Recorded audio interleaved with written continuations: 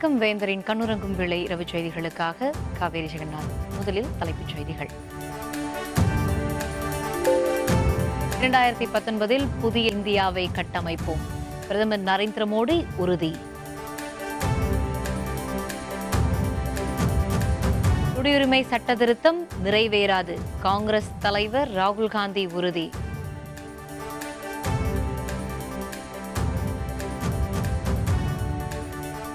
தமிழகத்தில் தாமரை மலரப்போவதில்லை. தேர்தல் பிரச்சாரத்தில் ஸ்டாலின் பேச்சு.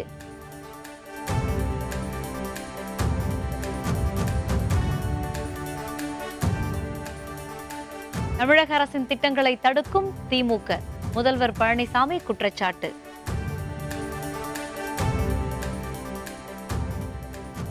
மக்களவைத் தேர்தலில் வெற்றி பெற்று 2019 ஆண்டில் பாரதிய ஜனதா கட்சி புதிய இந்தியாவை கட்டமைக்கும் என பிரதமர் நரேந்திர மோடி திட்டவட்டமாக தெரிவித்துள்ளார். மேற்குவங்க மாநிலம் கொல்கத்தாவில் நடைபெற்ற பொதுக்கூட்டத்தில் பிரதமர் மோடி கலந்து கொண்டு உரையாற்றினார். அப்போது பேசிய அவர், மக்களின் வாக்குகள் மூலம் 2014 ஆண்டு நடைபெற்ற மக்களவைத் தேர்தலில் பாரதிய ஜனதா வெற்றி பெற்று வலுவான அடித்தளத்தை அமைத்ததாக தெரிவித்தார். பாகிஸ்தானின் பால்கோட்டில் இந்திய ராணுவம் நடத்திய தாக்குதலுக்கு காங்கிரஸ் மற்றும் மம்தா பானர்ஜி ஆதாரம் கேட்பதாக கடுமையாக சாடிய பிரதமர் மோடி, தமக்கு எதிராக எதிர்க்கட்சிகள் பேசி வருவது இந்தியாவிற்கு எதிரான கருத்து என்றும் குற்றம் சாட்டினார். காங்கிரஸ் ஆட்சியில் இயற்கை ஆதாரங்கள் உட்பட எதுவும் மக்களுக்கு கிடைக்கவில்லை என்றும் அவர் தெரிவித்தார்.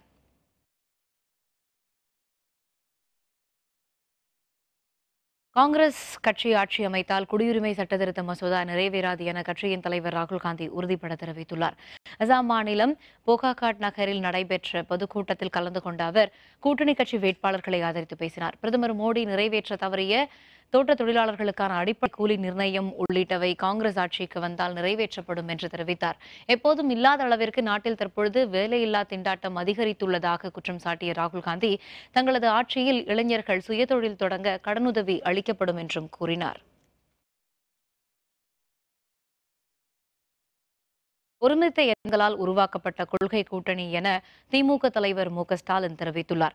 திமுக தலைமையிலான மதசார்பற்ற முற்போக்கு கூட்டணி கட்சி தலைவர்கள் பங்கேற்ற தேர்தல் பிரச்சார பொதுக்கூட்டம் கோயம்புத்தூர் கொடிசியா வளாகத்தில் நடைபெற்றது. இதில் பங்கேற்ற திமுக தலைவர் மு.க.ஸ்டாலின் மார்க்சிஸ்ட் கட்சி வேட்பாளர் நடராஜனுக்கு ஆதரவாக வாக்கு சேகரித்தார். அப்போது பேசிய அவர், 45 ஆண்டுகளில் இல்லாத அளவிற்கு நாட்டில் வேலையில்லா திண்டாட்டம் அதிகரித்துள்ளதாக தெரிவித்தார். எத்தனை நடவடிக்கையில் ஈடுபட்டாலும் தமிழகத்தில் தாமரை மலரப்போவதில்லை என்றும் ஸ்டாலின் குறிப்பிட்டார். நமது சேர்க்கை என்பது எண்ணிக்கையில் அல்ல, எண்ணங்களால் உருவாக்கப்பட்டிருக்கக்கூடிய அணிதான் இந்த இடையில் அமர்ந்திருக்கிறது. அதனால்தான் நான் தெளிவோடு சொல்லுகிறேன், உறுதியோடு சொல்லுகிறேன், இது கொள்கைக்காக அமைந்த கூட்டணி. அதே நேரத்தில் நமக்கு எதிராக அமைந்திருக்கக்கூடிய ஒரு கூட்டணி, அது கொள்கை கூட்டணி அல்ல, கொள்ளைக்கார கூட்டணி. வளர்ச்சி வளர்ச்சி என்று சொல்லி ஆட்சிக்கு வந்தார, இப்போது வளர்ச்சியை பற்றி அவர்கள் பேசுவதே கிடையாது. வேலைவாய்ப்பு வேலைவாய்ப்பு என்று சொல்லி ஆட்சிக்கு வந்தவர்கள் இப்போது வேலைவாய்ப்பை பற்றி பேசுகிறார்களா? விவசாயிகளுக்கு இரட்டை லாபம் நாங்கள் உருவாக்கி தருவோம் என்று உறுதிமொழி கொடுத்தாங்களே, விவசாய லாபம் பற்றி இப்போது யாராவது வாய் திறந்து பேசுகிறார்களா? நிச்சயமாக சொல்றேன், உறுதியாக சொல்றேன், நீ தலைகீழ நின்றாலும் ரோட்ல உருண்டு பரண்டாலும் தமிழ்நாட்டில் தாமரை மலராது. மறைந்த முன்னாள் முதலமைச்சர் ஜெயலலிதா அறிவித்த திட்டங்கள் அனைத்தையும் அதிமுக அரசு நிறைவேற்றி வருவதாக முதலமைச்சர் பழனிசாமி தெரிவித்துள்ளார். தூத்துக்குடி மக்களவை தொகுதி வேட்பாளர் தமிழிசை சவுந்தரராஜனை ஆதரித்து ஸ்ரீவைகுண்டத்தில் முதலமைச்சர் பழனிசாமி தேர்தல் பிரச்சாரம் மேற்கொண்டார். அப்போது பேசிய அவர், தமிழக மக்களின் நலனுக்காக அதிமுக அரசு எண்ணற்ற திட்டங்களை நிறைவேற்றியிருப்பதாக தெரிவித்தார். அரசு கொண்டு வரும் திட்டங்கள் அனைத்தையும் தடுப்பதற்கு திமுக நீதிமன்றத்தை நாடுவதாகவும் குற்றம் சாட்டினார். விவசாயிகள் கடினமாக உழைக்கக்கூடியவர்கள், இரவு பகல் வராமல் மழை வெயில் நனைத்து ரத்தத்தை வேறு மண்ணிலே சேர்ந்து உழைக்கின்றது விவசாயி. அப்படிப்பட்ட விவசாயத்திற்கு முன்னுரிமை கொடுக்கின்ற அரசு நம்முடைய அரசு. இன்னைக்கு வேளாண் பெருமக்கள் நலப்பெற வேண்டும், வேளாண் பெருமக்களுக்கு தேவையான திட்டங்களை இருப்பதற்காக பல்வேறு திட்டங்களை தீட்டி அம்மாவுடைய அரசு நடைமுறைப்படுத்தி வருகிறது. அதுபோல ஏற்கனவே அம்மாவுடைய அரசு அம்மா இருக்கும்போது அறிவிச்சாங்க, விலையில்லா கறவை மாடுகள், விலையில்லா ஆடுகள், இப்ப அது கோழி குஞ்சம் கொடுக்குறோம், அதுவும் எதிர்காலத்தில் விவசாயிகள் பயன்படுவதற்காக அந்த திட்டத்தையும் துவக்கி வச்சாங்க.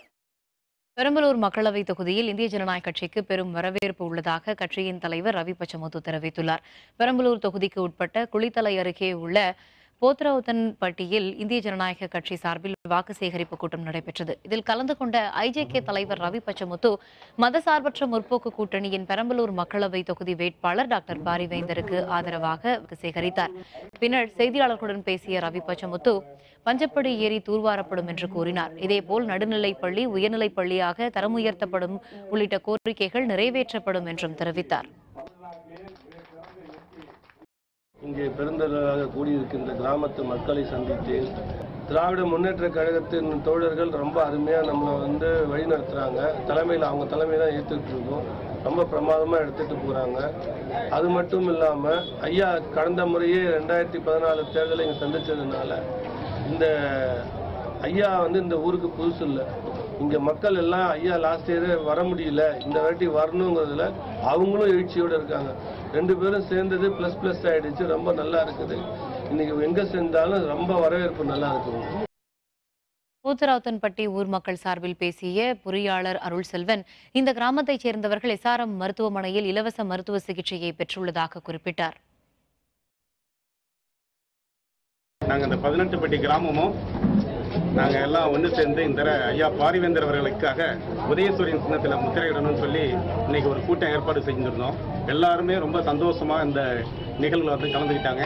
ஏன்னா ஏற்கனவே இந்த கிராமங்களில் மருத்துவமனையில் நிறைய பேர் இந்த உடல் முடியாதவங்க இலவசமாக மருத்துவமனையில் ட்ரீட்மெண்ட் எடுத்து நல்ல விதமாக குணமாகி இருக்காங்க. அதே மாதிரி இலவச கல்வி கொடுத்துருக்காங்க. அதெல்லாம் மனசில் வச்சு ஐயா வந்தால் நல்லா இருக்குமேன்னு சொல்லி தான் நாங்கள் ஒட்டுமொத்தமாக முடிவெடுத்திருக்கோம். ஸோ எங்களுடைய அத்தனை ஓட்டுகளும் இந்த ஊராட்சி போத்ராவுத்தன்பட்டி ஊராட்சிக்கு உட்பட்ட ஓட்டுகள் அனைத்தும் ஐயா பாரிவேந்தர் அவர்களுக்கு உதயசூரியன் சின்னத்தில் போடுவதாக இந்த மாரியம்மன் கோயில் தேர்தலில் உறுதித்திருக்கோம். சென்னையில் மக்களவைத் தேர்தல் தொடர்பாக அங்கீகரிக்கப்பட்ட கட்சிகளுடன் தேர்தல் ஆணையர்கள் ஆலோசனை மேற்கொண்டனர். சென்னை கிண்டியில் உள்ள தனியார் விடுதியில் தேர்தல் ஆணையர்கள் அசோக் லவாசா, சுனில் சந்திரா ஆகியோர் தமிழகத்தில் மக்களவைத் தேர்தல் மற்றும் சட்டப்பேரவை இடைத்தேர்தல் பணிகள் தொடர்பாக ஆலோசனையில் ஈடுபட்டனர். இந்த கூட்டத்தில் அங்கீகரிக்கப்பட்ட 10 அரசியல் கட்சிகளின் பிரதிநிதிகளும் பங்கேற்று கருத்துக்களை தெரிவித்தனர். எங்களுடைய கருத்துக்கள் அனைத்து இந்திய அண்ணா திராவிட முன்னேற்ற கழகத்தின் சார்பில் நாங்கள் தெரிவித்தோம். குறிப்பாக அனைத்து இந்திய அண்ணா திராவிட முன்னேற்ற கழகம் என்பது ஜனநாயகத்திலே முழுமையளவிற்கு நம்பிக்கை கொண்டது. ஒரு டெமோக்ரஸி, ஜனநாயகத்தோட வலிமையானது உலகத்திலே எதுவும் இல்லை என்று சொல்லலாம். சுதந்திரமான, நியாயமான, நேர்மையான தேர்தலை நாங்கள் எப்போதுமே சந்தித்துக் கொண்டிருக்கின்றோம். நாட்களாக தமிழகத்தில் நடைபெற்றுக் கொண்டிருக்கிற ரைடுகள் திட்டமிட்டு எதிர்க்கட்சிகளை பழிவாங்கும் நோக்கத்தோடு செயல்படுகிறார்கள் என்றும், அதே நேரத்தில் முதலமைச்சராக இருக்கிற எடப்பாடியும் மற்ற அமைச்சர்கள் வீட்டில் இருக்கின்ற அவர்கள் எங்கெங்கே பணம் வைத்திருக்கிறார்கள் என்பதையெல்லாம் புகார் செய்தோம். அந்த புகார் மீது இதுவரை எந்த நடவடிக்கையும் எடுக்கப்படவில்லை. நியாயமாகவும் நேர்மையாகவும் தேர்தல் நடைபெற வேண்டுமானால் தேர்தல் ஆணையம் மட்டும்தான் இதை செய்ய முடியும். கட்சியின் சார்பாக எழுத்துப்பூர்வமாக சில ஆலோசனைகளையும் எங்களுடைய கோரிக்கைகளையும் வைத்துவிட்டு வந்திருக்கிறோம். மற்ற மாநிலங்களிலே இருந்து வித்தியாசமாக கூட தமிழகத்திலே வாக்காளர்களுக்கு பணம் கொடுப்பது என்பது மிக மோசமான முறையிலே ஏற்கனவே நடந்தேறி இருக்கிறது. இந்த தேர்தலிலும் அது நடைபெற்றுக் கொண்டிருக்கிறது. இந்திய கம்யூனிஸ்ட் கட்சி இன்றைக்கு பல்வேறு இடங்களில் ஆளுகிற தரப்பு ஜனநாயக விரோத செயலில் ஈடுபடுவது, மிரட்டுவது, குறிப்பாக ரபேல் சம்பந்தமான புத்தக வெளியீட்டு விழா இன்று சென்னையில் நடைபெற்ற பொழுது புத்தக வெளியீடு என்பது தேர்தல் விதிகளுக்கு புறம்பானதல்ல, ஆனால் அது தேர்தல் விதிகளுக்கு புறம்பானது என்று சொல்லி அந்த புத்தக வளாகத்திலேயே அந்த வெளியீட்டு விழாவை தடை செய்து புத்தகங்களை அள்ளி செல்வது என்பதெல்லாம் ஜனநாயக விரோத செயல் என்பதை இன்றைக்கு நாங்கள் சுட்டிக்காட்டியிருக்கிறோம். காங்கிரஸ் தேர்தல் அறிக்கைக்கு வரவேற்பு, இலவச கல்வியை நடைமுறைப்படுத்த கோரிக்கை. விவரம் விளம்பர இடைவேளைக்கு பிறகு.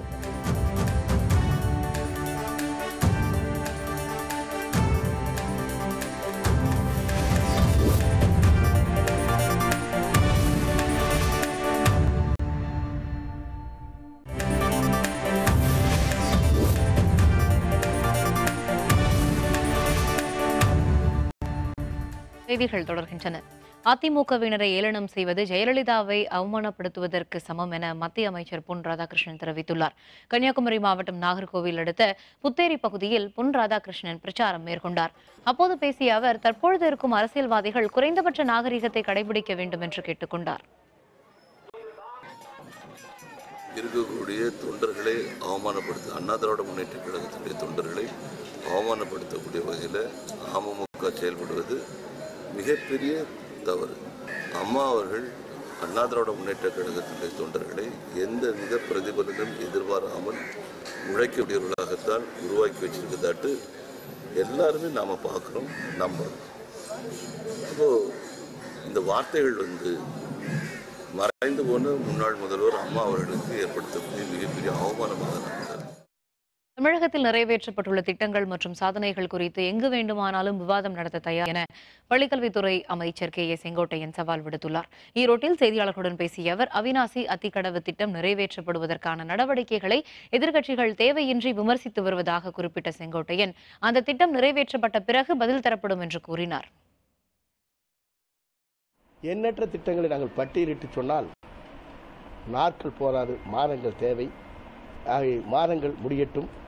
நாங்கள் எங்கே வேண்டுமானாலும் விவாதம் வைக்கிற போது ஒவ்வொரு தொகுதியும் நடைபெற்றிருக்கிற என்ன பணிகள் நடைபெற்றிருக்கிறது, நாம் நடைபெற்றிருக்கிற பணிகளை நீங்கள் பார்க்கின்ற போது 2.5 ஆண்டு காலத்தில் நடைபெற்ற பணிகள் 20 ஆண்டு கால பணிகளை முடித்திருக்கிறோம் என்பதற்கு எங்களிடத்திலே ஆதாரங்களும் பணிகளும் கட்டமைப்புகள் நிறைவேற்றப்பட்டிருக்கிறது என்பதை எங்களால் எடுத்துச் சொல்ல முடியும்.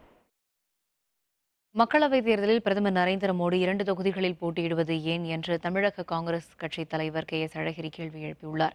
கரூரில் செய்தியாளர்களை சந்தித்து பேசிய அவர், பாரதிய ஜனதா அரசையும் அதிமுக அரசையும் மக்கள் எதிர்ப்பதாக தெரிவித்தார். பாரதிய ஜனதா கட்சியை முதுகில் சுமக்க மாட்டோம் என்று கூறியவர்கள் தற்பொழுது முதுகில் சுமந்து திணறி வருவதாக விமர்சித்தார். கருத்து சுதந்திரத்தை நெறிக்கும் வகையில் தேர்தல் ஆணையம் செயல்படுவது தவறு என்றும் கே. எஸ். அழகிரி கூறினார். பாரதிய ஜனதாவை எங்களுடைய முதுகிலே சுமக்க மாட்டோம் என்று சொன்னவர் அவர்தான். ஆனால் இன்றைக்கு பாரதிய ஜனதாவை முதுகிலே சுமந்து கொண்டு முக்கி முனறி நடந்து கொண்டிருக்கிறார். எனவே முரண்பாட்டை பற்றி அவர் பேச வேண்டியதில்லை. இன்றைக்கு காங்கிரஸ் கட்சி மாநிலங்களுக்கு மேலும் உரிமை கொடுக்க வேண்டும் என்கின்ற கொள்கையிலே உறுதியாக இருக்கிறது. அதனால் நீட் தேர்வை மாநிலங்கள் விரும்பினால் வைத்துக் கொள்ளலாம் அல்லது வைத்துக் கொள்ள வேண்டாம் என்று சொல்லியிருக்கிறது. பாரதிய ஜனதாவை வீழ்த்தும் நோக்கில் பல்வேறு அம்சங்களை கொண்ட தேர்தல் அறிக்கையை காங்கிரஸ் வெளியிட்டுள்ளது. இது தொடர்பாக பல்வேறு தரப்பினரின் கருத்துக்களை காணலாம். சமீப ஆண்டுகளாக விவசாயிகள் கடுமையாக பாதிக்கப்பட்டிருக்கிறார்கள். அதுபோல சிறு குறு தொழில்களில் ஈடுபட்டிருப்பவர்களும் கடுமையான இன்னலை அனுபவித்துக் கொண்டிருப்பார்கள். அவர்களுக்கு இந்த அறிக்கையில் நிவாரணம் கிடைத்துள்ளது. 20% ஏழை மக்களுக்கு வருடம் 72,000 உதவியை தருவதாக காங்கிரஸ் கட்சி தலைவர் ராகுல் காந்தி அறிவித்துள்ளார். அந்த தொகை அந்த பெண்களுக்கு, குறிப்பாக குடும்ப தலைவிகள் கணக்குக்கு வந்து சேரும் என்று அவர் தெரிவித்திருக்கிறது குறிப்பிடத்தக்கது.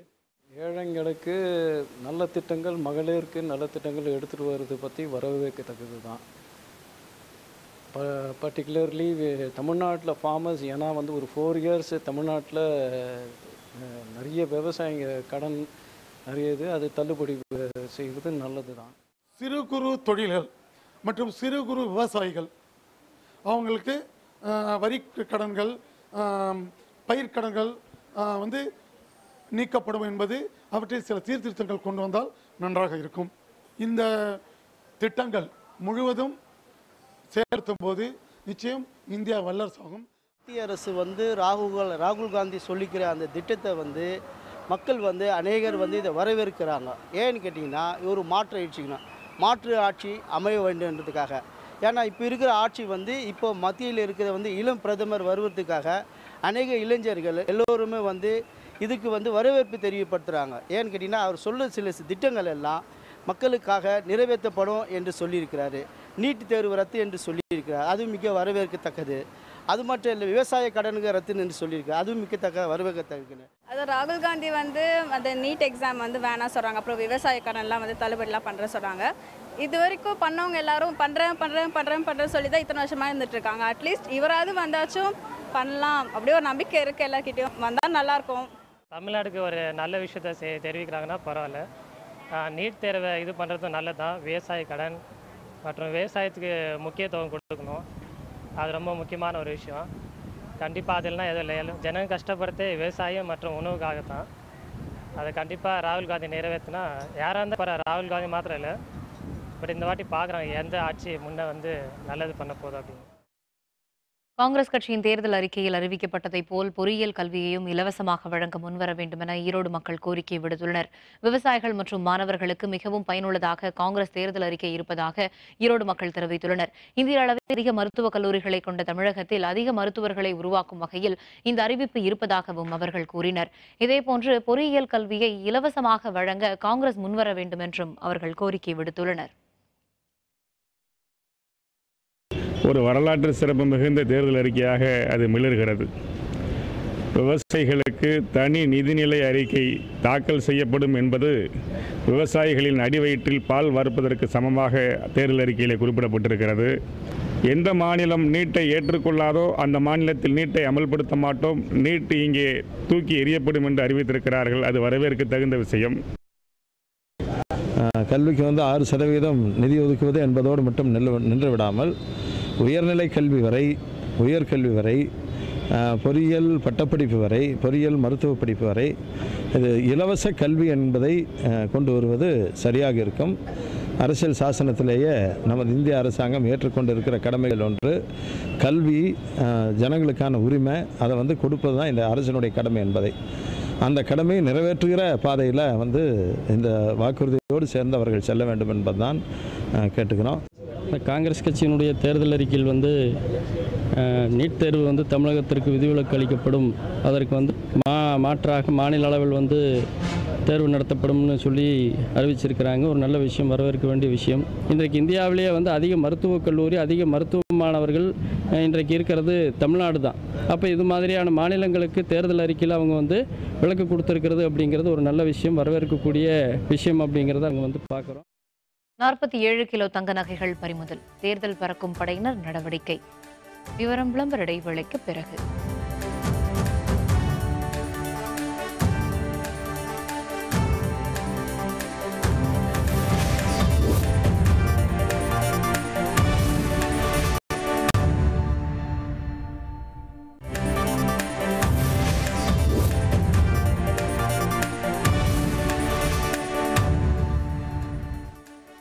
செய்திகள் தொடர்கின்றன.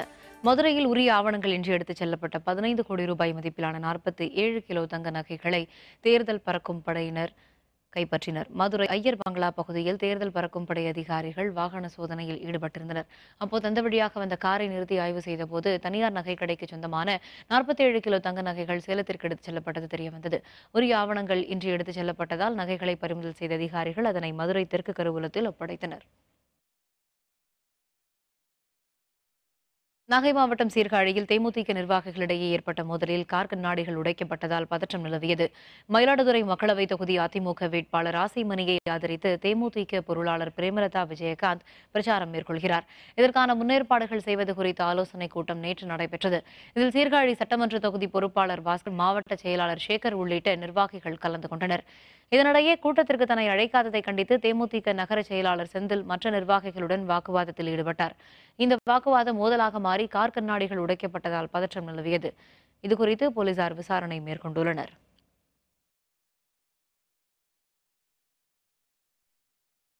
தேர்தல் பறக்கும் படையினரின் சோதனையில் வெள்ளி பொருட்களை பறிமுதல் செய்யக்கூடாது என வெள்ளி உற்பத்தியாளர்கள் சேலம் மாவட்ட ஆட்சியரிடம் கோரிக்கை விடுத்துள்ளனர்.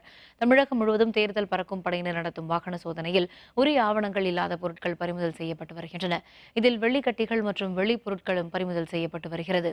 இதனால் வெள்ளி தொழிலில் பாதிப்பு ஏற்பட்டுள்ளதாக கூறி சேலம் மாவட்ட ஆட்சியரிடம் வெள்ளி உற்பத்தியாளர்கள் மனு அளித்தனர். வெள்ளி பொருட்கள் பறிமுதல் செய்யும் நடவடிக்கையை பறக்கும் படையினர் கைவிட வேண்டும் என்றும் அவர்கள் வலியுறுத்தினர். ஒரு கொலுசை தயார் பண்ணோம் அப்படின்னா ஒரு 15 கை போய் வரணும். அந்த 15 கை போய் வரும்போது எல்லாம் பில்லு வச்சுட்டு செய்ய முடியாது. ஒரு முதலாளி கொடுக்குறாரு, அதை 20 தொழிலாளர் செஞ்சால் தான் தொழில் முழுமையாக பூர்த்தி ஆகும். அப்போ எல்லா தொழிலாளரும் பில்லு வச்சுட்டு செய்கிற சூழ்நிலை இதில் இல்லை. அது எல்லாத்துக்கும் தெரியும், அரசுக்கும் தெரியும். இந்த மாதிரி சூழ்நிலையில் ஒவ்வொருத்தரும் நீங்கள் பில்லை காட்டுங்க, அந்த பொருள் உங்களுக்கு தானா, எங்கே எடுத்துகிட்டு போகிறீங்க அப்படின்னு கேட்கும்போது கீழே இருக்கிற தொழிலாளர்கள் மிகவும் வந்து சிரமப்படுறாங்க தொழிலில். மீண்டும் தலைப்புச் செய்திகள். 2019 புதிய இந்தியாவை கட்டமைப்போம், பிரதமர் நரேந்திர மோடி உறுதி.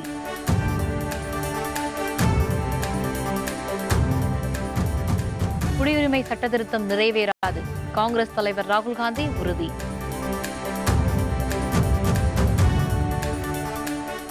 தமிழகத்தில் தாமரை மலரப்போவதில்லை, தேர்தல் பிரச்சாரத்தில் ஸ்டாலின் பேச்சு.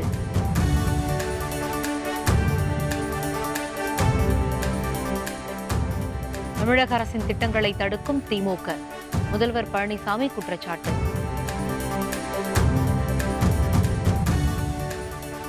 இத்துடன் வேந்தரின் கண்ணுறங்கும் வேளை இரவு செய்திகள் நிறைவடைந்தன. வேந்தர் டிவி செயலியை பதிவிறக்கம் செய்து முக்கிய செய்திகளை நேர்கள் காணலாம். மீண்டும் நாளை காலை 7 மணிக்கு இளங்கதிர் காலை செய்திகளில் சந்திப்போம். வணக்கம்.